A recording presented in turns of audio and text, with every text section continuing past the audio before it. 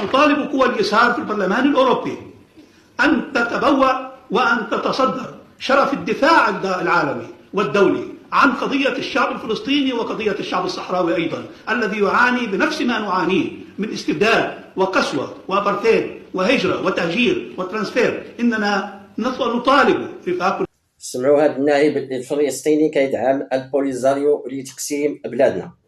فالمغرب أول دولة ترسل المساعدات بالأطنان، وكسرت الحصار، وساهمت في بناء مستشفيات ميدانية، وأرسلت الأطباء والجنود إلى آخره. فهذا النائب مع بعض الفلسطينيين يستغلون القضية الفلسطينية فقط لربح ملايير الدولارات من أنحاء العالم، فهي بالنسبة لهم مصدر رزق وبقر حلوب، ولا يهمهم حل مشكل فلسطين، لأنه إذا عم السلام في المنطقة انقطع كل شيء عليهم.